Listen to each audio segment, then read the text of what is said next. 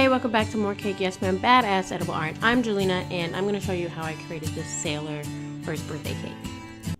Let's jump right into it. I used a 6-inch circle to cut out blue fondant, and then I cut it in half. You can use any color fondant you want. And just to add some decor to the actual boat part, I put 3 little dots, added some water for adhesive, and then used white fondant to fill in those whole dots. Also, make sure you mix Tylose in with your fondant so that way it dries quicker.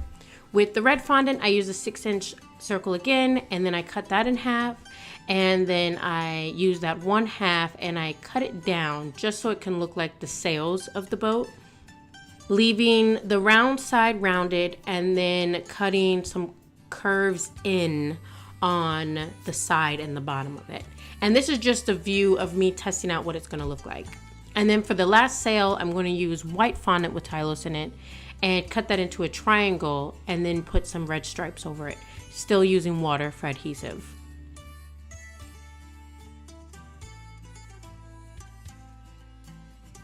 I wanted to add some texture to the red sail, so I used one of my texture foam mats and I just press lightly on it, making sure that I don't ruin the actual shape if I press too hard.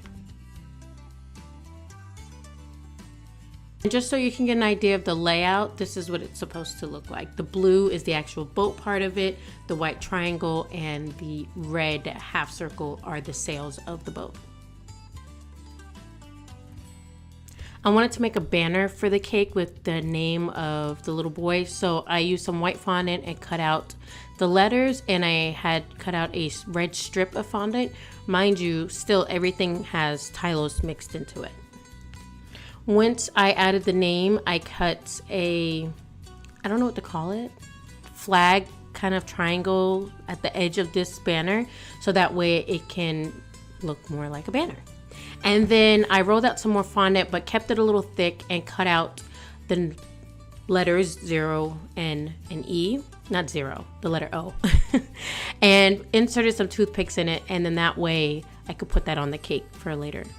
Little trick that I do to get my toppers to dry faster is I sit my toppers in the oven with the oven light on only. You don't turn the oven on, you just turn the oven light on. And I put everything on top of parchment paper laid on top of a sheet pan, and then that way everything will dry. For the flag banner part with the name on it, I just stuck some paper towels under it just to give it a little more shape so it can dry that way. What the oven does is, with the light on, is it dries everything out. So it'll suck all the moisture out of your fondant, and then when you take it out of the oven and let it sit in room temperature, it'll start to dry.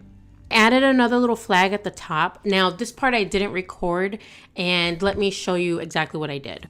Once my fondant toppers were completely dry, I took them out and I grabbed some more fondant with Tylose in it, and I wrapped it around the stick of my topper, and then I attached that to my actual toppers using some water, and then I sat that next to a fan so it can dry nice and hard and stay all together. It's really simple.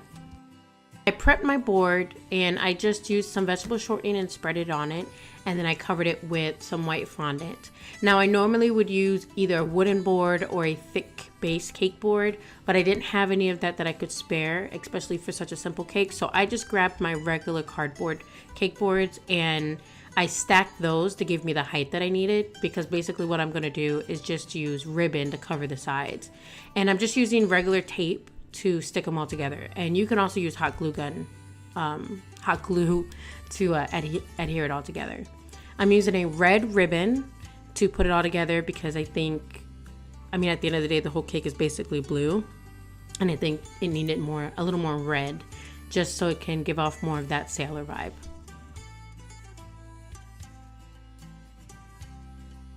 Now this is a smash cake, and it's going to be 3 layers high, and it's 6 inches round. And this is my basic American cream buttercream, and you can check out that recipe and how I put that together here. And I just frost each layer, and then I'm going to go ahead and crumb coat it. If you don't know what crumb coating is basically taking some buttercream and frosting it all over around the cake, and it's gonna hold in all those crumbs, so when you put the final coat, you won't have any crumbs on the outside, and it's only on the inside of the buttercream. So what helps is that after you've crumb coated it, you go and stick your cake either in the freezer or the fridge. I do the freezer because it's much more quicker, and you just stick it in there for a couple of minutes until it's stiff to the touch. I colored buttercream. I colored 2 different shades of blue, a light blue and then a darker blue. And I'm using the 4B Wilton piping tip. To make sure that my board sticks to the bottom board, I added a little buttercream. Now, I know the cake is blue already. It's because I already covered the cake with these swirls and it kind of screwed up, so I redid it over again. It helps to kind of practice this. If you guys haven't seen any of my other buttercream tutorials, you'll know that I'm not a buttercream person. Like, all of this is new to me, to be doing buttercream and that's it.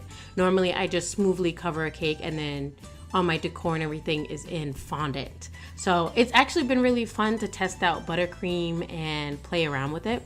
And basically all I did with this is I just made swirls to kind of look like waves of the ocean and put them really close together. These have like 2 layers of the dark blue, 2 layers of the light blue, and then the next layer will be white. And then the very top will be white also. And I just try to maintain the same circle motion. I know not all of them are the same exact shape and size and height and width and whatever, but I think it still looked really cute. And I was actually really excited for this. Like, when I said I was gonna try out more buttercream cakes, I'm for sure trying out more buttercream cakes. Can you believe that I've been doing cakes for 10 something years and I really ever do cakes like this? Actually, hardly ever do cakes like this.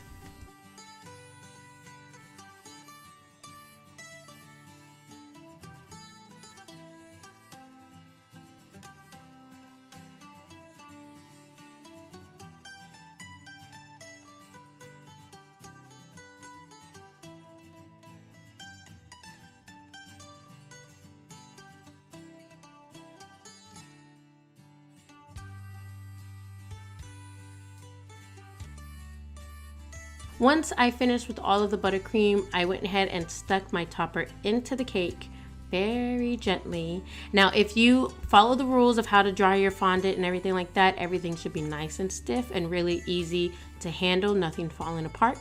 But of course, you still want to be careful because it is fondant. And that is it. Isn't this cake cute and adorable? I love this little smash cake. Now, if you're not following me on Instagram, make sure you are. It's at yes_ma'am_sweets. Make sure you subscribe to my channel. And if you like this tutorial, go ahead and hit the thumbs up. And if you didn't like it, just hit the thumbs up anyways. Who cares? No one's gonna know, okay? Leave a comment below if you want to see any of the tutorials. Make sure you hit up my Patreon if you guys want to get more advanced tutorials from me. Thanks so much. Bye.